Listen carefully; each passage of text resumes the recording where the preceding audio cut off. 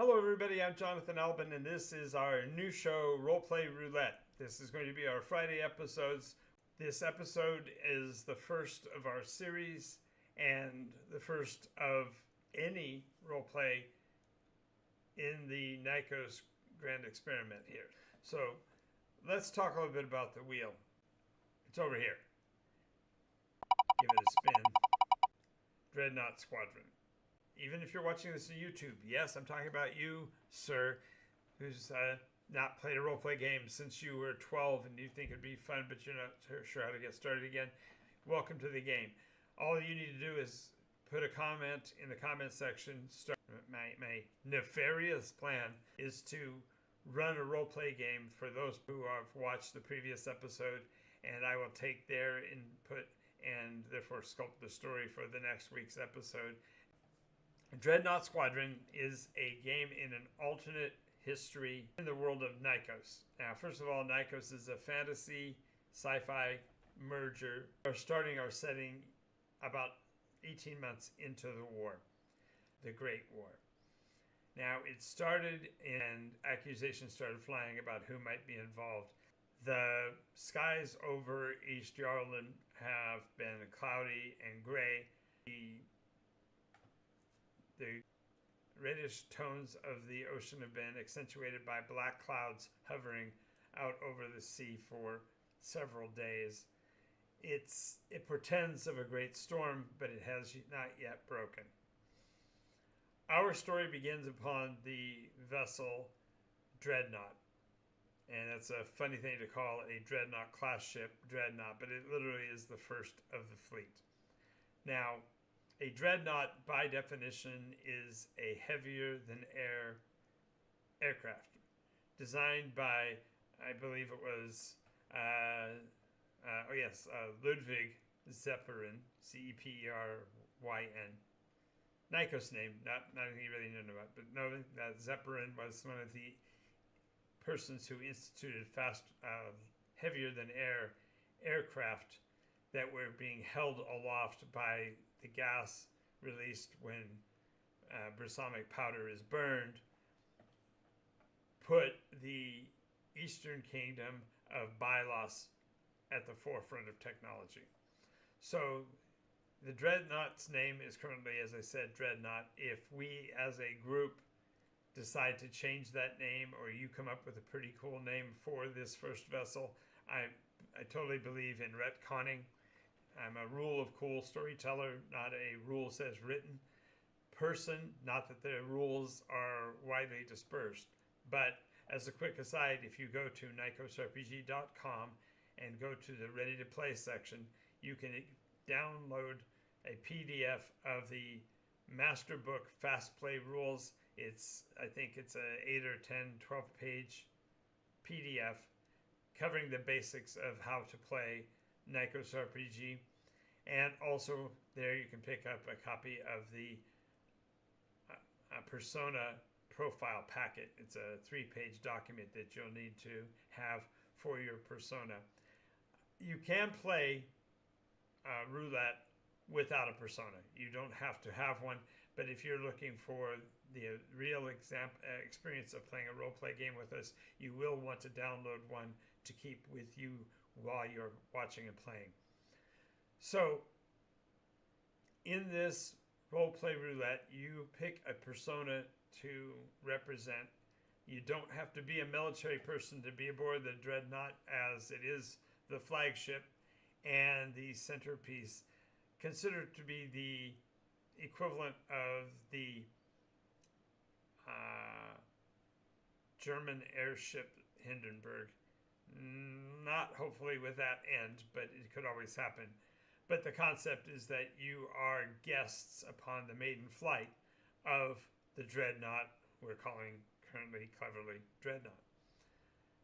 This vessel has a displacement of, I think it was 2 million cubic meters of brissom gas provided by 4 lower port engines. They tend to have to steam at about 20% or so to maintain flight status. That means they've got enough buoyancy to be airborne.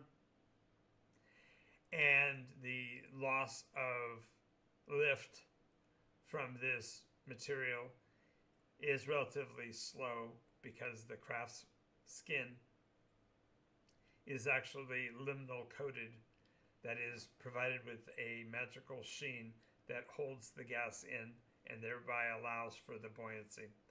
So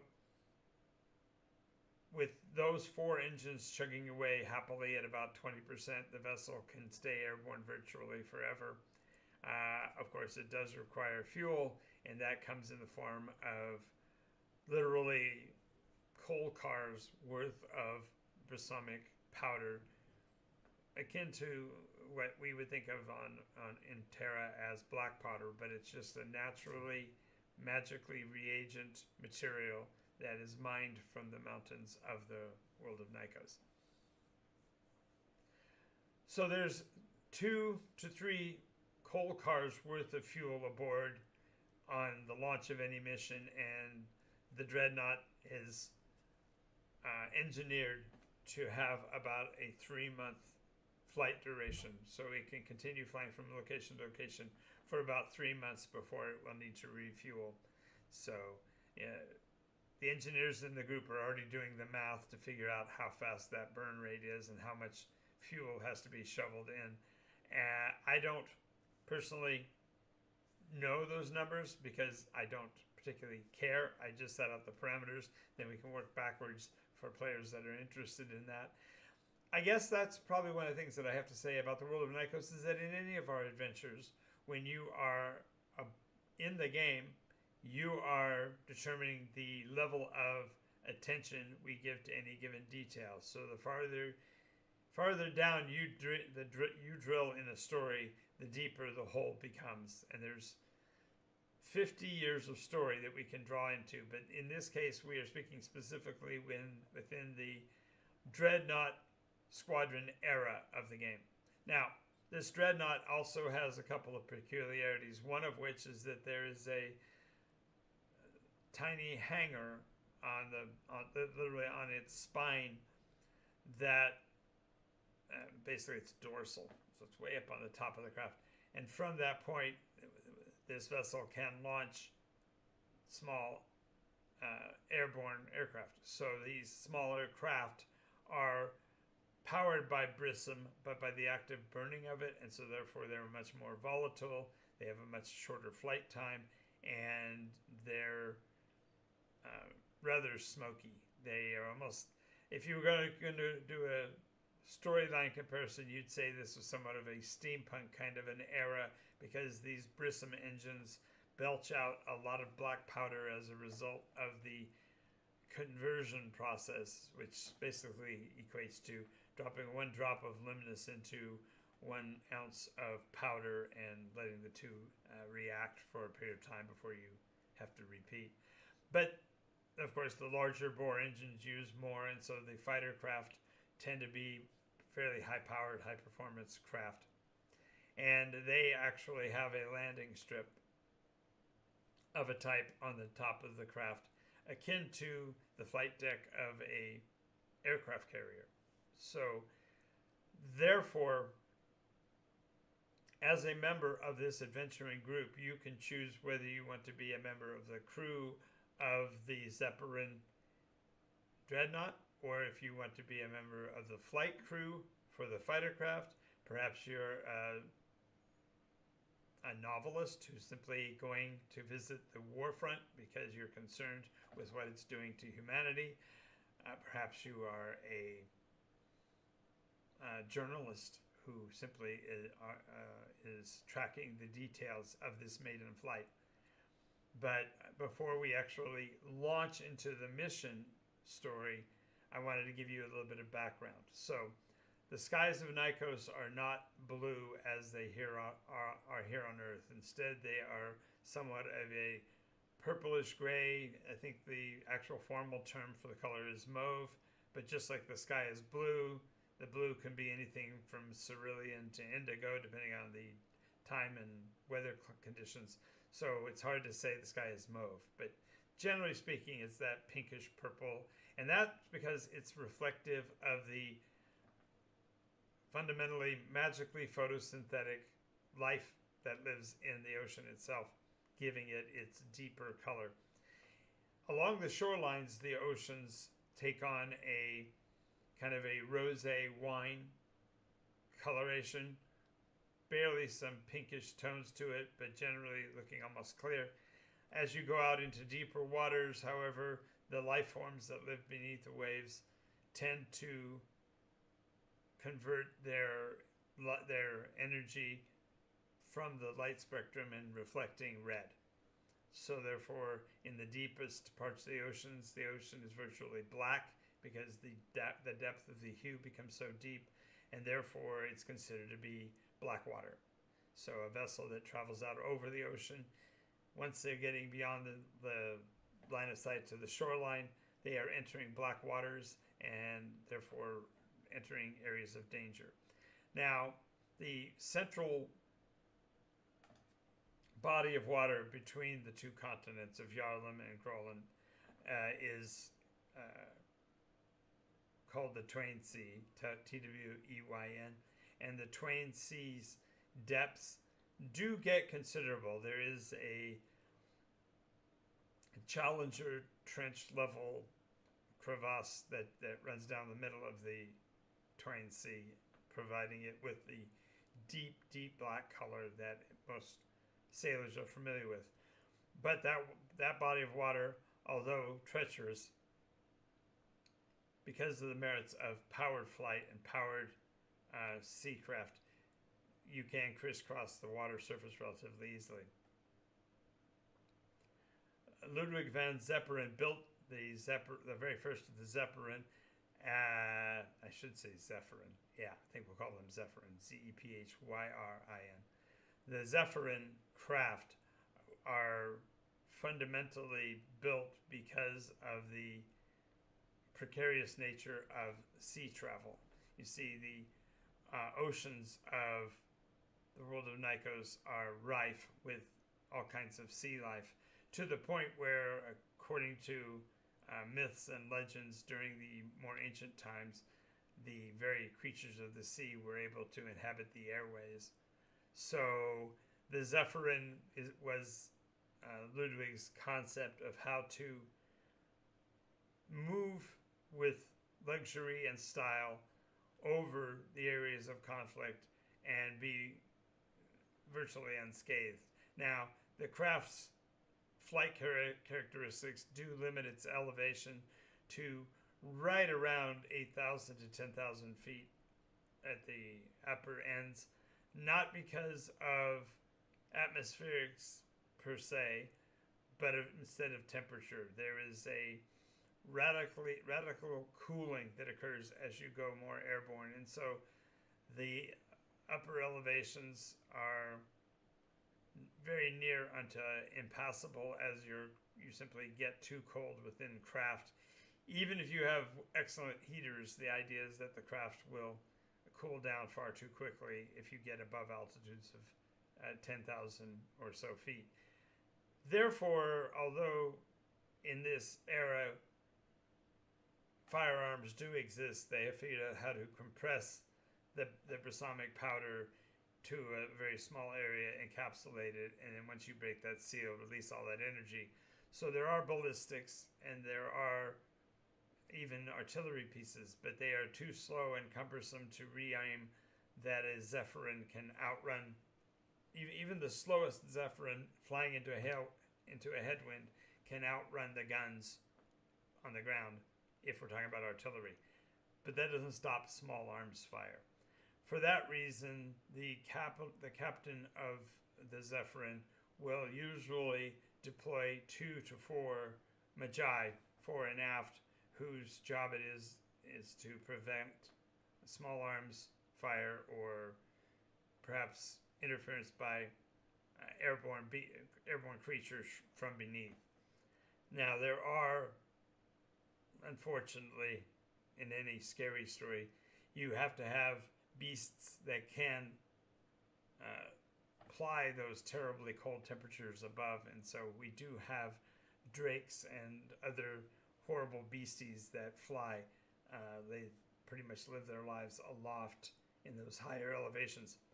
But we're not going to be concerned with those as this is the early part of a fall, and therefore they have already begun their processes of going into dormancy, whatever those mechanics are. We haven't discovered them yet. So this is the very first story I'm telling in this realm. There's a lot of who knows going on here. So if you are viewing this and you want to put some input, feel free from here at the get-go, because this is a role-play game. I'm the storyteller, and if you're sitting here watching this, you are part of the games group. Whether you are an active participant or just a passerby or a bystander who just wants to listen in, nonetheless, just realize you can submit conversation into the chat, and I will respond to that, because even though I spend most of my time trying to look at the camera, if you haven't noticed, I do happen to tend to drift my eyes to what would be the right here. All right, pardon me for a second. Rehydrate.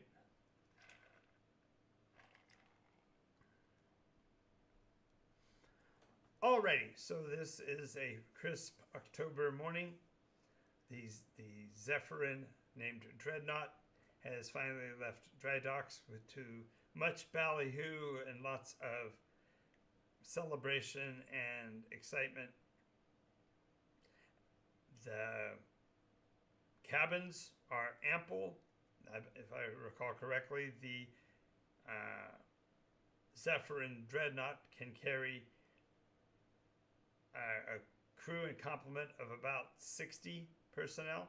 So it's a healthy vessel, and it does have a considerable cargo compartment, which has been sequestered by the Bylani government for special projects.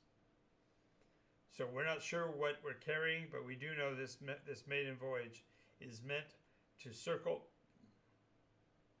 the globe. The intent is for this vessel to become the equivalent of the Great White Fleet in the Roosevelt era, and present to the world the strength of the Bylani Empire. We are lifting off from a city that is called Talos, and Talos is a metropolis by sheerest definition, an industrial port city, multifunction, and acting currently as the capital of Bylon. They are working on a tower, of course, because we have to have those quirky comparatives, but they are building basically a standalone city-state out in the plains of Bylus, which will, of course, be called Babel or Babylon. And it's just now under the engineering review, with the first workers showing up in the spring. So this is rather ambitious of the Bylani government to be preparing for such a massive undertaking, literally on the eve of the beginnings of a world conflict. Nonetheless, there are more than 20 ports of call on the docket, and we are currently steaming out of Bylos, and we are heading south. Now, there are two places that will be stopped at along the continental ridge as you round the horn. And the first of those will be a place known as Snowland's Call. And it's said to be a fairly cold place. It's at elevation because it's in the mountains on the south. And so the Zephyrin is perfectly suited for going there, even when the weather is so inclement that vehicles and even pilgrims can't ascend to its heights. So it's going to be somewhat of a mercy run to Snowland's Call to make sure they have sufficient supplies. It has been a rather treacherous winter so far, and with a shortened harvest season leading into this, Snowland's Call may actually be at its lowest supplies in decades. So some are conjecturing, of course, that perhaps at least a portion, if not the majority, of the cargo space that's been sequestered by the Bailani government may be supplies for Snowland's Call and other places, and it's being kept from the populace to prevent there being any kind of raiding and such going on, simply because the times have been so hard that they've got to take every precaution. So if you're joining me and you haven't heard, this is the Roleplay Roulette Experiment, Episode 1, Dreadnaught Squadron. Literally it's called so because that's what we rolled on the roulette wheel, which is why it's still showing. And we will be using the roulette wheel every Friday to run a roleplay game. And I'm going to be doing this in almost like a play-by-mail concept. I'm going to present the information, put it up on the YouTubes, so to speak, and then you will be able to put comments in there to give actions for persona in the game. But if you're here on Twitch, you have the rare benefit of actually being a player in this very first concept, and each week we'll be adding additional players as they find their courage to do so. And it doesn't mean you have to be a full-on persona. It's not like a traditional role-play game where you've got to build your character and go. You can actually put the notes here in the chat box, and I'll just go with whatever we come up with. Now, when we get to the point where we have too much text coming in, we may not be able to do this anymore, and we'll have to figure out another way to do it. I anticipate eventually it will be a subscriber function. So if you subscribe now, you'll be grandfathering yourself into any of those kind of conditions in the future. And that includes when we go to the subscriber base on YouTube. So that's yet another consideration for why you want to make sure that you like and follow us here and subscribe if you can, so that you lock yourself into the subscriber benefits package, or conversely that you join us over on the YouTube channel. There, of course, play is not going to be live, at least for a while, because I don't broadcast over there live shows. Not that I won't in the future, but I'm reserving all of those for now. But I'm leaving that as a benefit for watching here on Twitch and being a part. You can actually interact immediately with us. Alrighty, so as I said, we're leaving the city of Bylus. The moorings that have kept us Nycos bound are being released by the ground crew.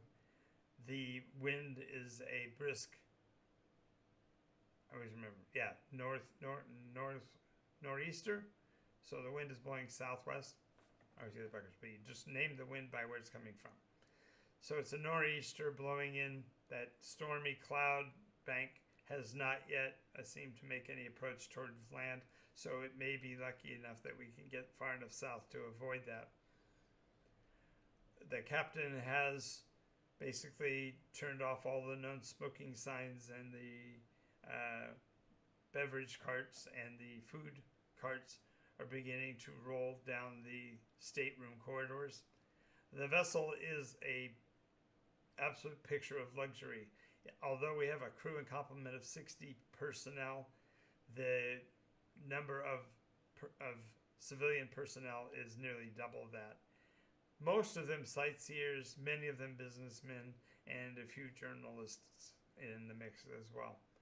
And if you're viewing and you want to play, you can pick any of those to be. As a matter of fact, you don't have to pick a specific one. You can call out just simply for me to add in dialogue scenes and such, because those can be the best, especially when we get interactors on both sides of the conversation from the audience, so to speak. So this is an experiment. I don't know how well it's going to work, and this is literally the first episode, so we won't know really until next week how much of a pickup this is, but we're going to give it a shot.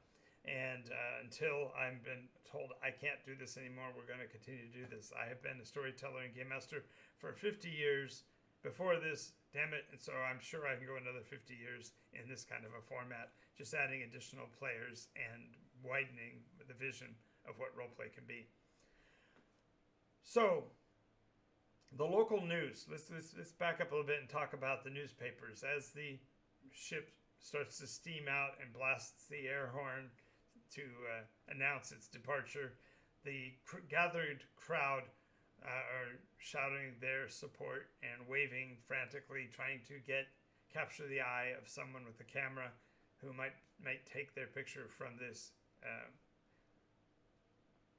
as yet nominally undiscovered vista. While, as I said, flight has been a active part of the world of Nykos for 20 to 30 years, and the technology is rapidly improving, nonetheless, there are those who have been afraid of it, and culturally, many of the kingdoms have not supported the activities of the daredevils who fly these machines, simply because of the risk that they represent and that they are an unknown quantity. Some of them have even labeled the concept of air power to be a joke, a passing fancy, a fad, if you will. But if you're aboard, you actually are dedicated to this in some fashion, whether to debunk it or to support the activity, or simply to get from here to there. The vessel's 20-city path includes some of the greatest capitals in the current world of Nykos, and visiting locations on both sides of the building conflict. Now, there has been some active gunfire in isolated areas, but so far the governments collectively have been downplaying and poo-pooing those challenges, suggesting that it's wayward soldiers who are out on weekend leave with a little bit too much alcohol and too much ammunition.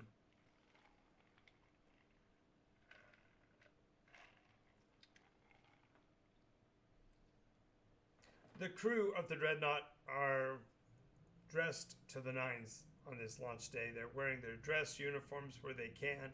Even the workers who are on work detail are wearing their cleanest and most ship-shape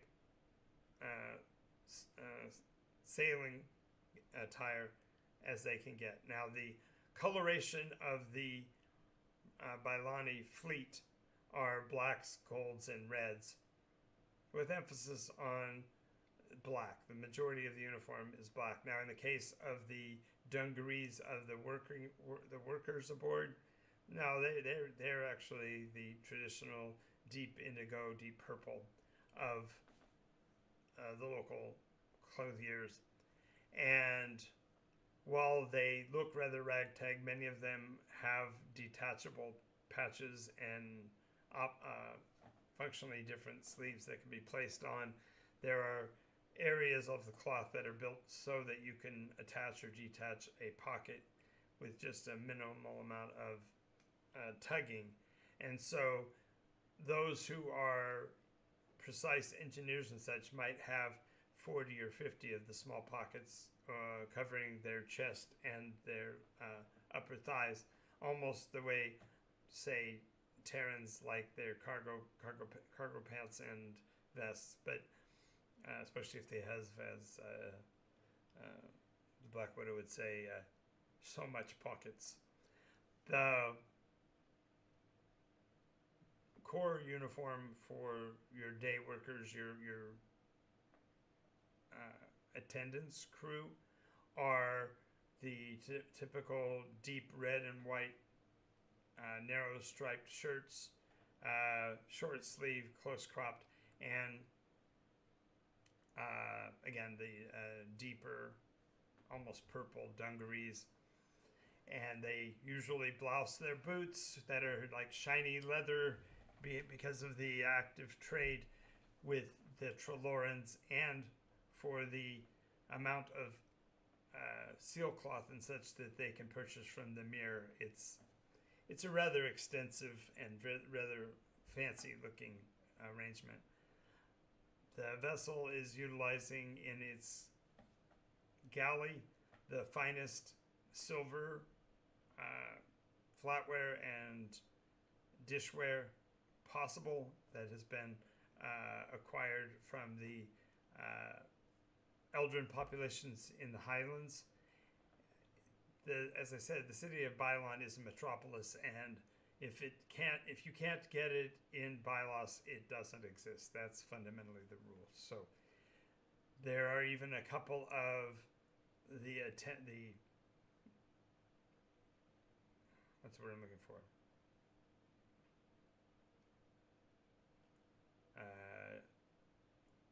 Travelers with tickets. What's the word for it? God, my brain just froze. But several of the passengers, that's what I was looking for. Several of the passengers do have unique companion animals, including one or two of oversized lizards. Some would call them wormlings. And there's also, at least on that first, as you were first boarding, you thought you saw a fairy dragon. So there may be a small mystical lizard with butterfly wings aboard, but you haven't seen it since day one, since the morning you boarded, which was yesterday. So you've keep your eyes open for that. Meals are either served in your cabin on request, or in the large galley area, the cafeteria area, on the leeward side of the middle decks. They switch from the leeward side to the windward side depending on the velocity of the winds aloft, because if the vessel is steaming along as it is right now with the tailwind, you could pretty much sit on either side, but to maintain the community feel, they are segregating just to the leeward galley deck and the mezzanine. There are 4 levels of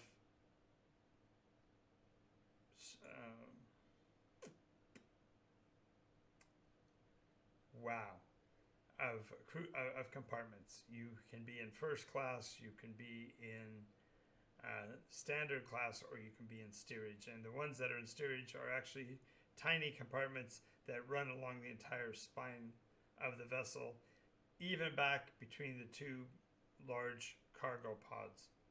So a great number of personnel walk up and down this major main corridor, and generally they'll do so either on the main deck or on the mezz. And the mezz is a deck that only runs half the depth of the ship inward, and then you have to descend by staircases or lifts down to the main deck. And the main deck corridor goes, as I said, all the way back. But security teams are set up at the midpoint just before cargo, and they're checking IDs to make sure everyone aboard is legitimate and has the appropriate tickets and accesses for those locales.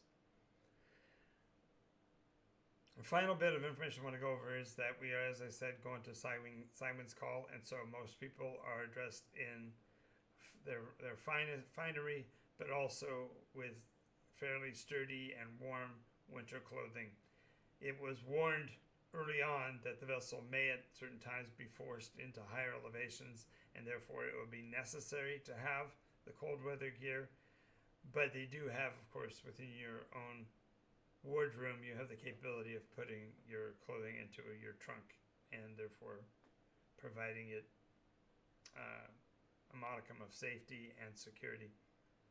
There are, of course, for the first class, additional benefits such as a ship's safe, but the only persons that have access to that are on a fundamentally need-to-know basis, and as a nominal passenger, you wouldn't have a need-to-know. So all of those details are remaining out of touch.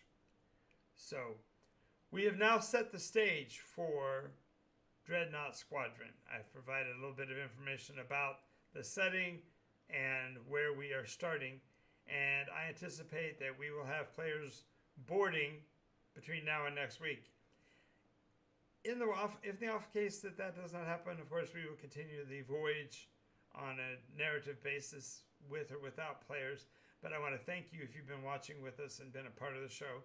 Thank you for your support. We hope that you are a follower for the channel. If not, I would definitely recommend subscribing to the channel, because subscription means you don't have to watch the annoying commercials. I know that we've gone over the traditional 30 minutes of my episodes, so I know that you had to endure commercials for today, and unless of course you're one of my few subscribers. But of course, feel free to do that in the future to avoid that. Also, if you are watching on YouTube, this is the episode for Friday, the 18th of October, and we're going to be doing this on an ongoing basis every Friday at 10 a.m. We also broadcast at 11 p.m. and again at 10 a.m. every day, Monday through Friday, so you can get additional information on the world of Nykos, some tips and insight as a 50-year game master, and provide you with the tools to make your games excellent, including the new NycosRPG toolbox. So that will be coming soon. We are in the final stages of getting the initial initial edition edited. Don't say that too many times fast. That's too many E's in a sentence. But when we have that initial set of volumes ready, we will be announcing a Kickstarter. So watch for that in the upcoming months or so. So until then, thank you again for being here, and we really appreciate you being here for Roleplay Roulette. And I will talk to you next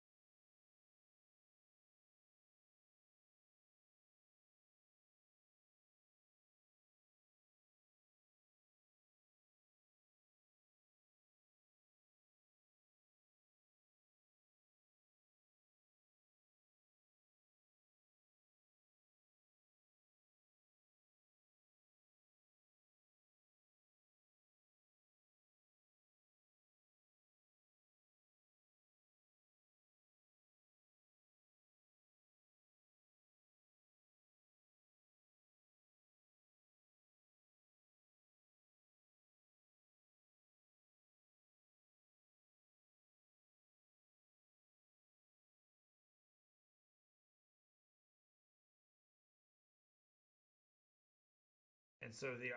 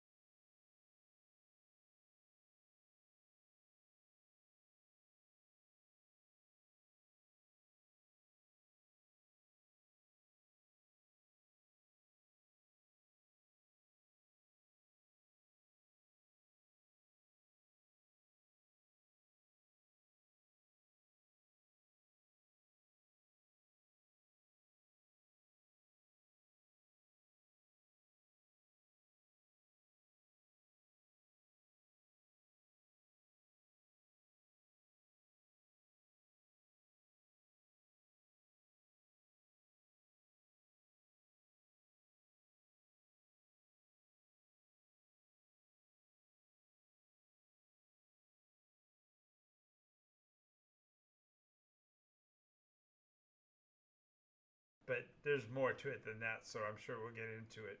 Until then, go ahead and do all the buttons so that we keep the show going and I continue to make it a daily show.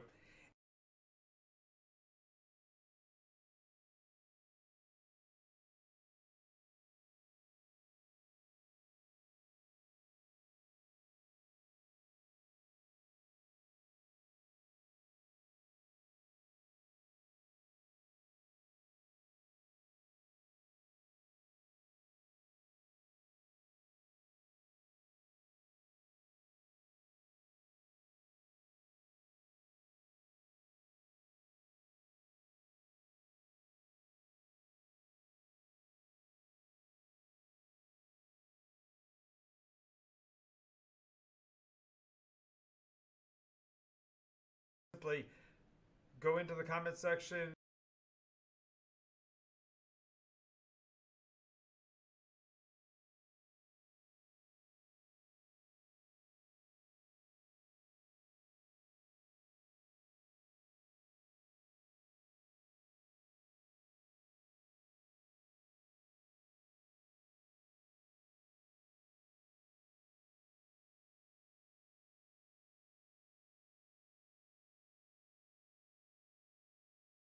And this